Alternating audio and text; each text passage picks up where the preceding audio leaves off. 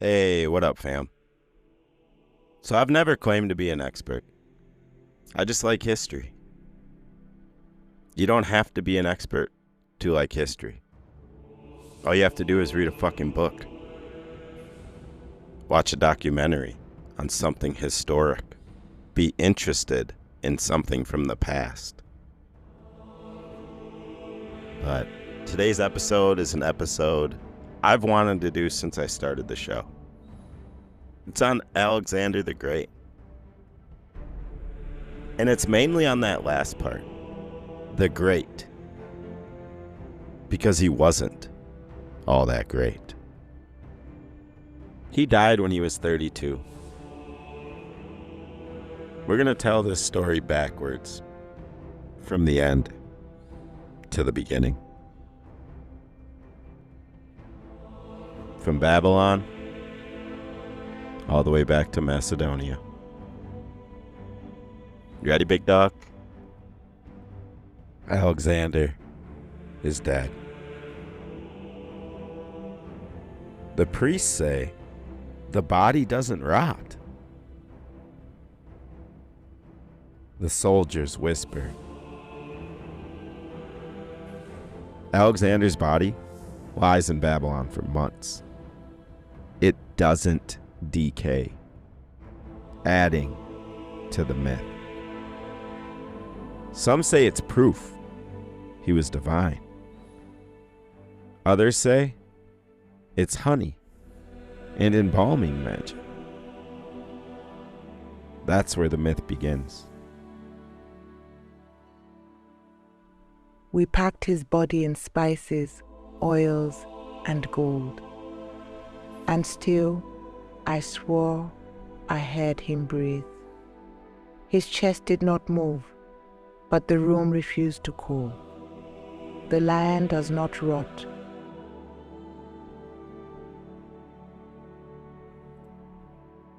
(323 BCE).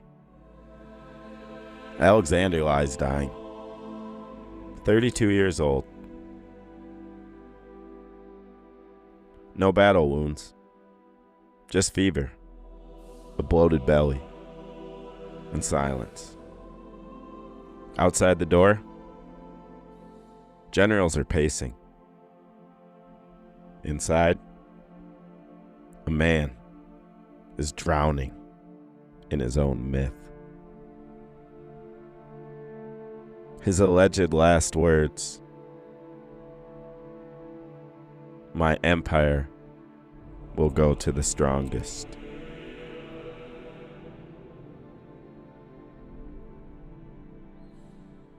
He hasn't spoken in hours. Say he's dying. I say he's already gone.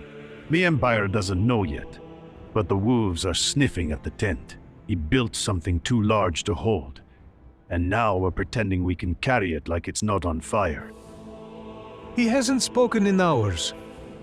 I can't even tell if he knows who I am anymore. When I first joined him, he looked like a lion. Now, he looks like a boy trying to wrestle a fever to the ground. The others argue about what comes next. I already know. Civil war. He built something too massive for any one of us to hold. The generals argue for weeks. There's no heir, just an unborn child and a half-brother, unfit to be king. Ptolemy wants Egypt. Seleucus wants the East. Antigonus wants war. They carve the world up like scavengers around a still warm carcass. They wept. I planned. The man is dead. His corpse deserves honor, but his empire, it deserves rulers. I took Egypt, not by chance. When I looked at that map, I didn't see unity. I saw blood, saw gold. I saw my future. I don't care what you whispered on his deathbed. We rewind to one of the dumbest decisions ever made by Alexander the Great. Some say he did it to punish his troops for disobeying. It was the Godrosian Desert, Alexander's worst decision. And it was hell. Thousands died, more than they lost in battles. We weren't marching. We were dissolving. You ever seen a man sweat until his piss turns red? The Persians called it Gedrosia. We called it hell. The animals died first, then the armor. We stripped it off until we looked like beggars chasing a god. Water was legend. One guy slit open a camel and sucked the rot from its guts. And Alexander? He kept going. Bastard. I wanted to kill him and worship him in the same breath. We lost more men here than in any battle, but no one called it defeat. The map of his empire wasn't even drawn when he died. It was imagined, held together by loyalty to him and only him. And now, it's coming apart. Ptolemy wants Egypt. Seleucus wants Persia. Antigonus wants everything. There's no United States of Macedonia. No diplomatic resolution. There's just an empty throne. And the irony? The man who crushed empires in his 20s died with nothing secured. Every time there's fucking wars of conquest, they always erase what was in its place. Look at Russia. They're trying to flatten Ukraine. Some reports say Russia's lost up to 1 million troops, wounded or dead. For why? For what? For one man's greed.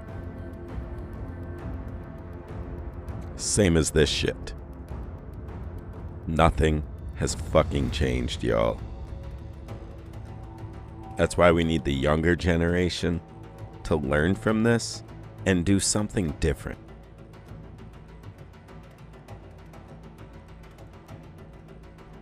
By this point, Alexander is getting dark.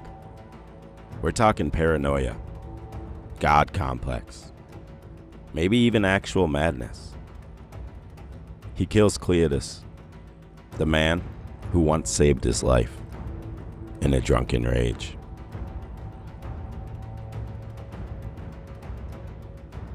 When Cletus died, we all knew the game had changed. No one was safe anymore. We weren't comrades. We were glass. One crack away from the floor.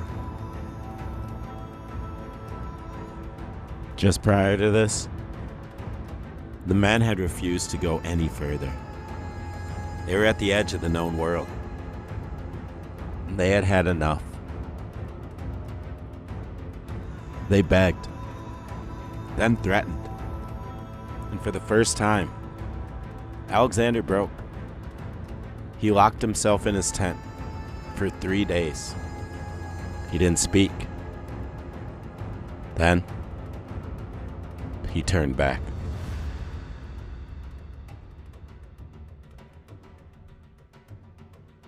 (326 BCE). The Battle of Hydaspes. The river roars. The rain falls sideways. Porus waits with elephants. Alexander crosses anyway. I remember the river first. It was wider than anything we'd seen, roaring with monsoon-fed might. For weeks we camped across from Porus's army, facing down war elephants. They asked me how I wished to be treated. I said, like a king. Alexander captures Porus. He's allowed to sit back on the throne, as if nothing happened. His men feel slighted. All their friends and brothers that died. For what? My beast screamed. The arrows pierced its eyes. I couldn't control it. Now we need to rewind a little further. We're still in India, but the legend is starting to crack. Prior to Hydaspes, Alexander heads into the mountains, toward a fortress no one's ever breached. Welcome to Eranos. I thought I'd seen everything by then. Persian walls, Tyre's towers. But Eornos looked impossible. A mountain wall scraped clean by the gods. Even the eagles couldn't perch on its edges. Alexander kept pointing up, like he was lecturing us. "There's always a path," he said. We started digging ramps into solid rock. My hands bled so bad I pieced red dust for days. And the Indians' gods, they rained boulders on us. One crashed my cousin. His spine snapped like dry twigs. But we kept going. Because if you told Alexander no, you might as well slit your own throat.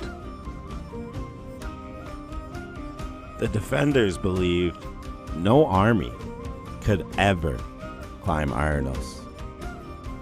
So Alexander climbed it. He built siege ramps higher and higher. He outflanked the cliffs. And when the defenders finally saw Macedonians on the summit, they panicked. They jumped off the cliff rather than face him. Eranos fell. Another impossible place erased from the map. But the men were exhausted.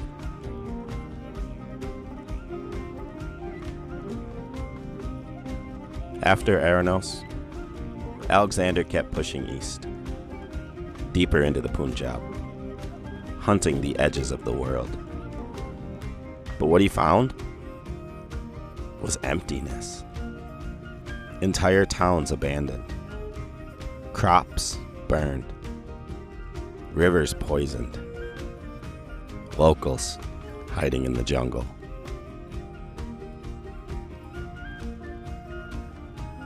We marched for 3 days and we saw nobody, just empty villages. The sun felt closer than the enemy. My boots were soft with blood blisters. Some nights we heard drums out there, or maybe it was singing. But when we got closer, silence. It felt like we were chasing ghosts, or running from them. And this is when the rumors started. That the edge of the world wasn't just distant. It was fucking cursed. That Alexander's ambition was dragging them into a place that no army should go.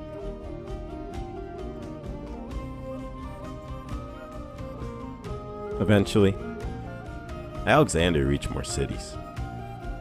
Taxila, Sangala, places booming with elephants and gold. He took them all, sometimes by force, sometimes because the locals surrendered rather than fight him. But here's the twist. He didn't just conquer them. He left them standing, appointed local kings, even adopted Indian clothes. When he entered our gates, I expected a monster. Instead, he spoke my tongue. He drank our wine. He asked about our gods. Then, he demanded tribute in elephants. A fuck ton of them. He left my city standing. But I am no king now. I am a caretaker for his empire. Alexander wanted to create something different. He didn't just want victory. He wanted fusion. He wanted to mend East and West into one civilization. But back home, the people were disgusted. We came here to fight, not dress like these pussies. He wears jewels now. He's not one of us anymore. He's trying to become a god. Now I want you to put yourself in the shoes of his soldiers. Imagine you followed this guy through thick and thin. Battles you thought you were all dead, and you came out on top. But you slowly start to notice he's slipping. The further they pushed, the worse it got. And on top of that, disease, malaria, tigers, leeches. Soldiers started deserting in small groups. Some vanished forever into the trees.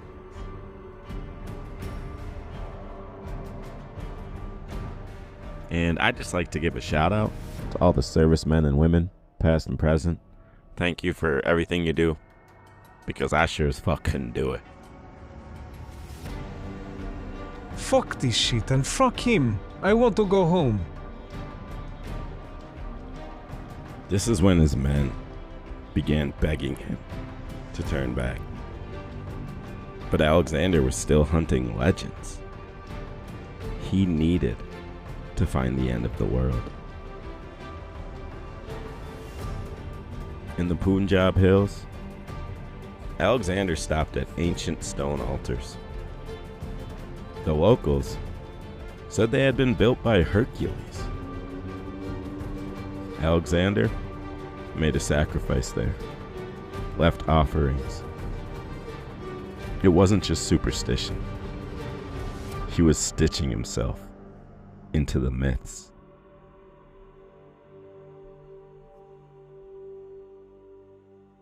He approached the stones as if he were returning home. He spoke to them, as if they could answer. When he cut the bull's throat, the blood steamed in the heat. He touched it and said he was king to Heracles. That's when I knew this man was not only conquering the earth, he wanted the heavens. The rituals scared his men even more. And I can't blame him. This dude was losing his shit. He was no longer their king. He was transforming into something else. Finally, at the edge of the known Punjab, Alexander reached the Indus Delta. He stood there, staring out at the endless ocean.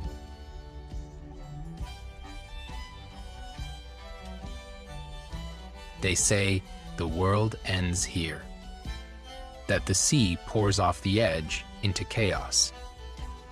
But I see lands beyond. That moment, the ocean lapping at his feet, is one of history's greatest ironies. Because he had reached the limits, but not of geography, of his army. Now, if you rewind a little more, we're back in Persia. We're at the gates of Persepolis, the richest city on earth. A city about to burn. It wasn't just a city. It was a statement. white stone palaces, gold ceilings, columns taller than a 10-story building. Treasuries stuffed with tribute from every corner of the empire. From Egypt's lapis lazuli, to Indian spices, to Greek silver. Alexander arrived there in 330 BCE, fresh from destroying Darius III's army, fresh from making himself the new king of kings. And the Persians? Some fought, some opened the gates, because after Gaugamela, there was no real Persia left to save.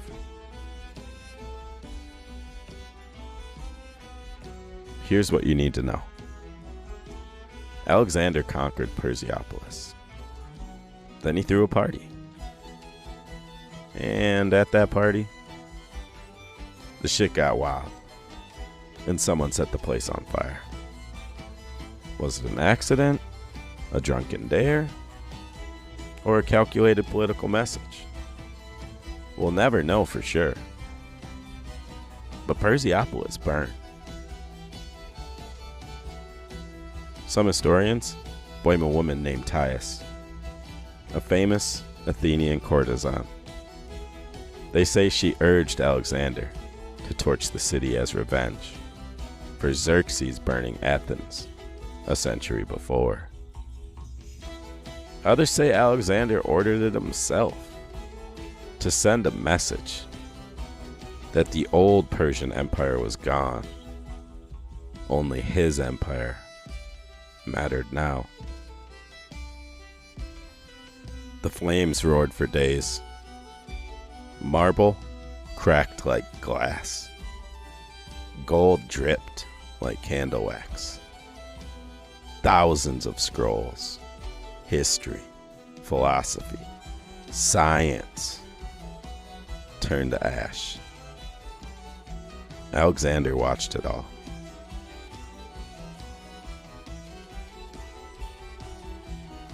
The burning of Persepolis was a turning point.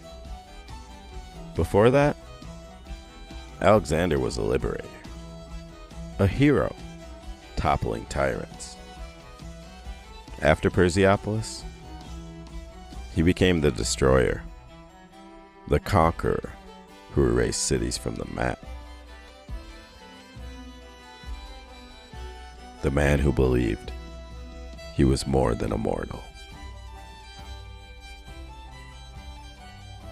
And here's the cold, hard truth. Some of his own men were horrified. I didn't sign up for this. They marched thousands of miles for fame and fortune, and found themselves torching the cradle of civilization. It was at this moment the army started whispering that Alexander had gone too far. He's fucking crazy. But let's talk about the loot though, right? Because Persepolis wasn't just symbolic. It was filthy fucking rich. Alexander seized somewhere between 120,000 and 180,000 talents of silver and gold. That's fucking billions in modern dollars. Enough to pay every Macedonian soldier for decades.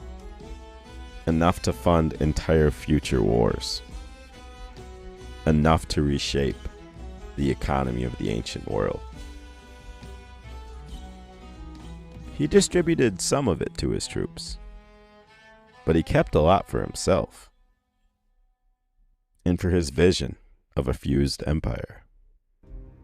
New cities, new armies, new roads, marriage alliances, temples blending Greek and Persian gods. And it all started with the gold he took from Persepolis.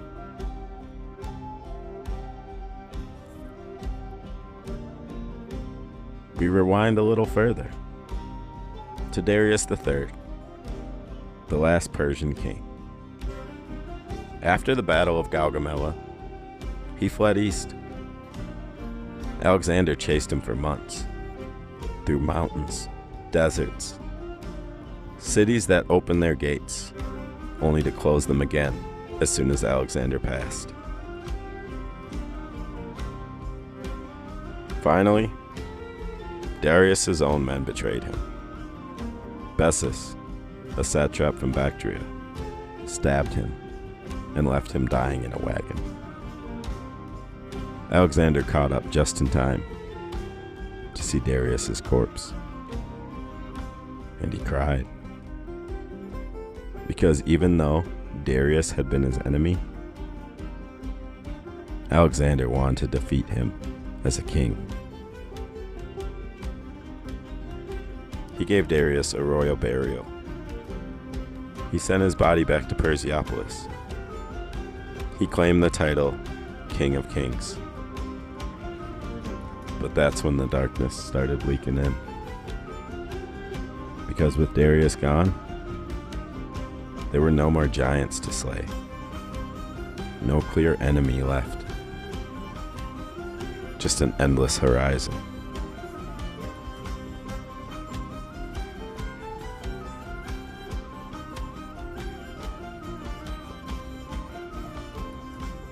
We're moving backwards again.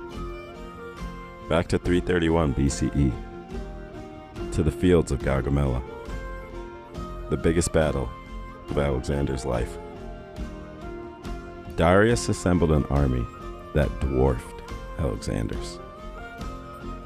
Side chariots. The chariots that had blades on their wheels. War elephants. Thousands of cavalry. It looked unbeatable. But Alexander's genius was not in numbers. It was in the way he broke armies, mentally. At Gaugamela, he used the terrain. He created openings in the Persian lines. And then he headed straight for Darius. And what did Darius do? That motherfucker ran quick as shit. And the rest of the army collapsed in terror.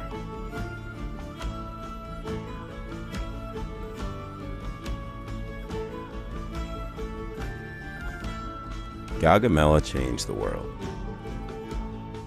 It put an end to the Achaemenid Empire. It gave Alexander the key to Persia. But it also began something else. The transformation of Alexander from a Greek hero into a man who believed he was a god.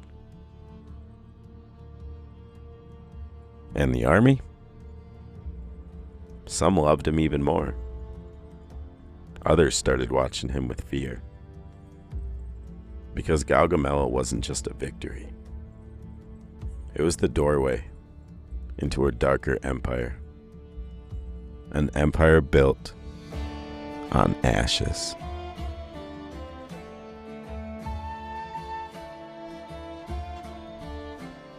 We keep moving backward, past the Persian campaigns, to before Persia was even Alexander's obsession. 333 BCE, the Battle of Issus. Alexander, only 23, slams into Darius's army for the first time. Same story. He breaks the Persian line. Darius flees. Alexander finds Darius's family in the Persian camp and treats them with respect. Psychological warfare as much as battlefield brilliance.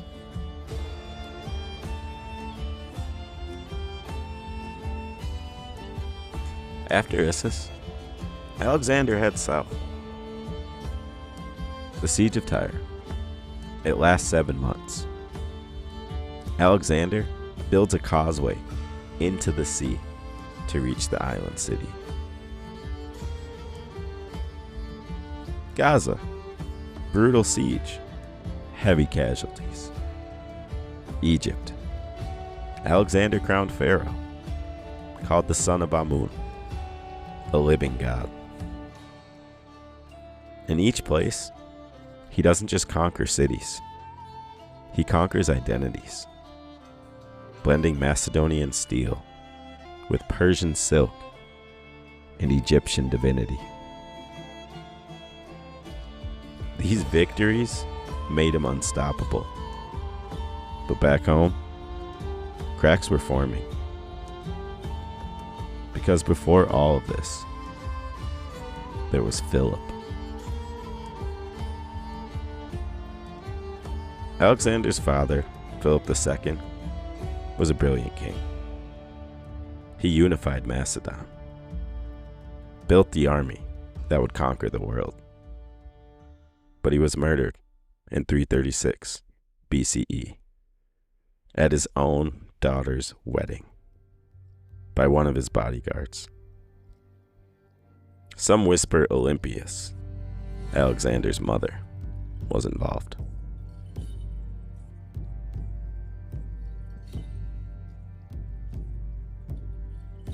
Philip left his son an empire ready to explode. Alexander lit the fuse.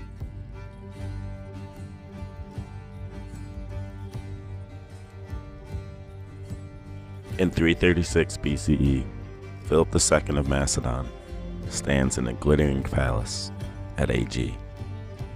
He just married his new wife, Cleopatra Eurydice.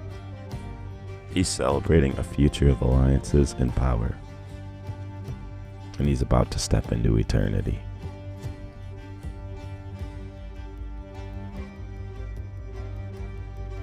I watched him walk past me, surrounded by guards.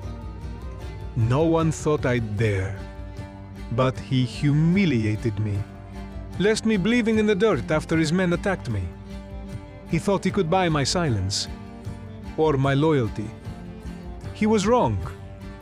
I stabbed him under the ribs. I felt the blade sink in. His eyes widened, shocked, but a king could die like any man.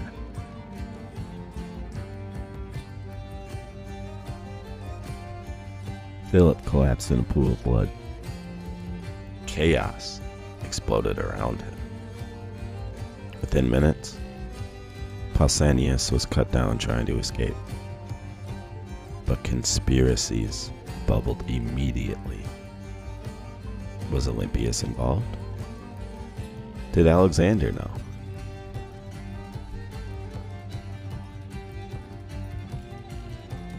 We whispered in the halls. The queen hated Philip. She wanted her son to rule. Some said Alexander was away and innocent. Others said the knife was his in spirit, if not in hand. Alexander made a beeline for Macedon. He was only 20 years old, and suddenly, he was their new king.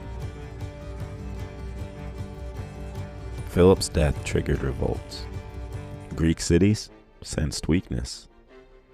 Rival claimants emerged. Alexander responded like a thunderbolt.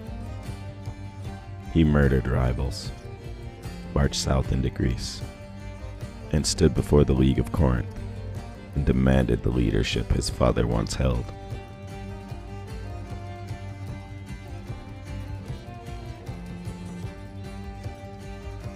He was a boy when he entered the council, but there was ice in his voice.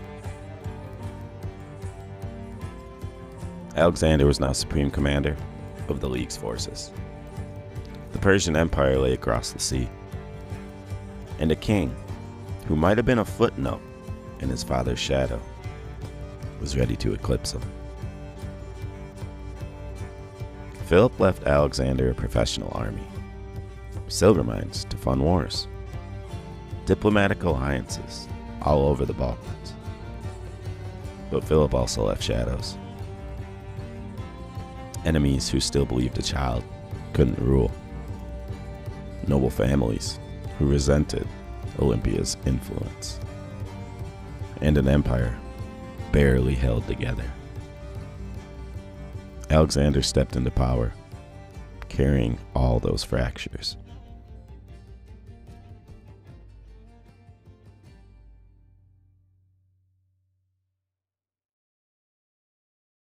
I told my son, they will never love you unless they fear you.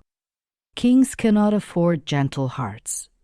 I raised him to rule, even if the world must burn to make space for his throne. This wasn't just secession. It was a transformation. The prince became the legend, and it began the road to Persia.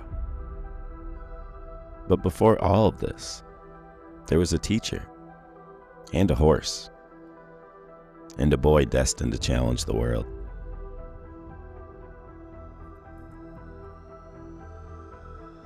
We keep rewinding. Alexander is no longer king. He's just a boy in a Macedonian palace. But even as a child, he was difficult to handle. Stubborn, proud, fierce. One story changed everything. The story of Bucephalus.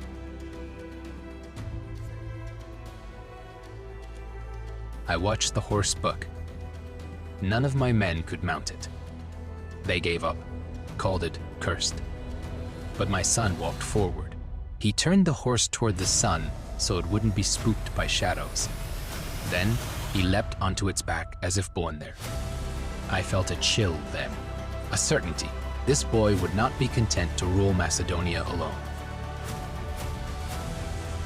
Philip supposedly told him, My boy, seek a kingdom equal to yourself. And Macedonia is too small for you. Alexander's education became legendary. Philip hired Aristotle, the greatest philosopher alive.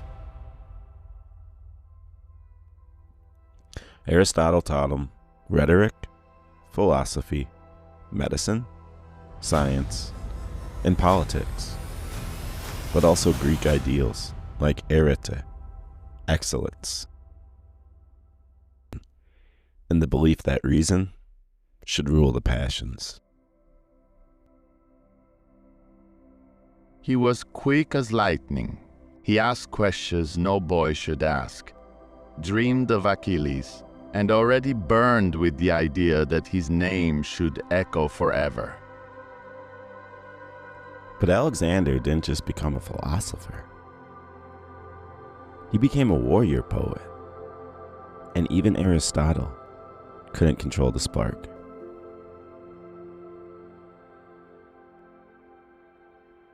(338 BCE). Philip leads Macedon into Greece to crush the Greek coalition.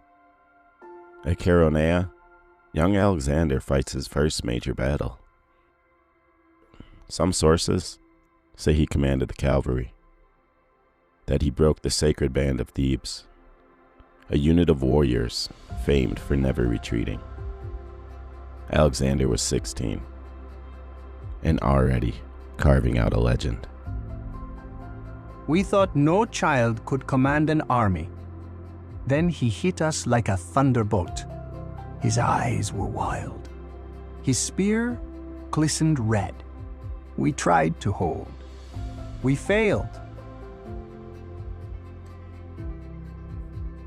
Chaeronea cemented Macedon's dominance over Greece.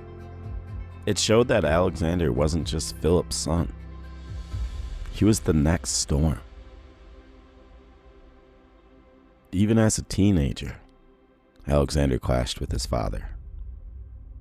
Philip remarried. Olympias was pushed aside. Rumors flew that Philip wanted to legitimize new heirs.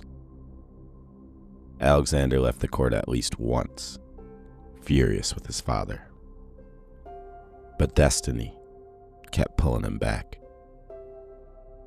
Because Philip's murder would slam open a door, and Alexander would walk through it, straight into empire.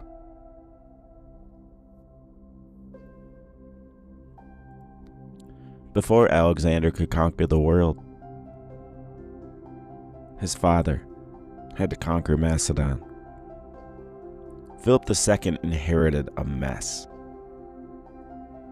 When Philip came, we were shepherds with rusty swords. When he was done, we were iron. He taught us how to kill as one mind. Philip wasn't just a warrior. He was a politician. He played Greek city-states against each other. Athens, Thebes, even Sparta, lurking in the shadows. After Chaeronea, he forced them into the League of Corinth under Macedonian leadership. The Greeks called it unity, but they knew who held the whip. Philip smiled in council, but his soldiers waited outside the door. We signed the treaties, because the alternative was Macedonian spears marching through our gates.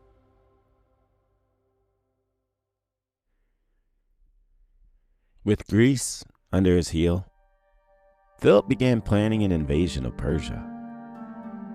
But the dagger waiting at his wedding feast ended those plans.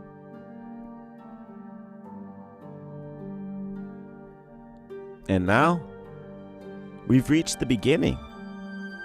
356 BCE. Pella, Macedon. Olympias, Philip's queen, gives birth to a son, Alexander.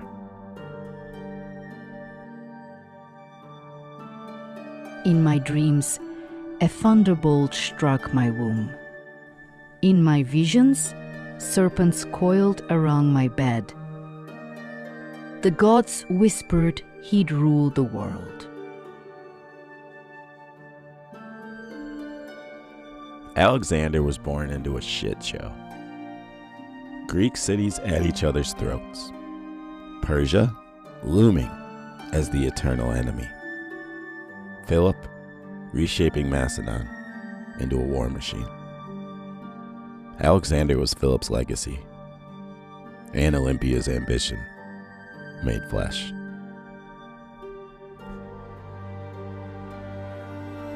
We thought he was just a boy. Then we saw how Philip looked at him, as if he were already a king. The palace walls whispered, one day, either Philip or Alexander would have to die for the other to rule. Prophecies swirl. That he was Zeus's son. That he would one day control the world. That his destiny would burn bright and short. And that's where our journey ends. Alexander's life was a comet across the ancient skies. A blaze so fierce, it still lights history 2,000 years later. And that's the end of Alexander, the not-so-great. From death to birth, we've dragged history backwards, and in doing so, we found that every legend starts small and ends echoing through eternity. Thanks for listening. Hopefully by the end of this, you learned. Write shit down. Maybe set up your will. Plan for the future. Tomorrow ain't promised. I reckon Alexander thought he had a good 30 more years. Look what happened to him. Stay safe. Happy Pride Month. Check on your peoples. It's a tough time. Tough regime. Tough world. Bands to the red side. She pull out with a friend and I'm on it like a red dye. I got my sights on a headshot. Yeah, straight she got a man, let it drip. Both sides,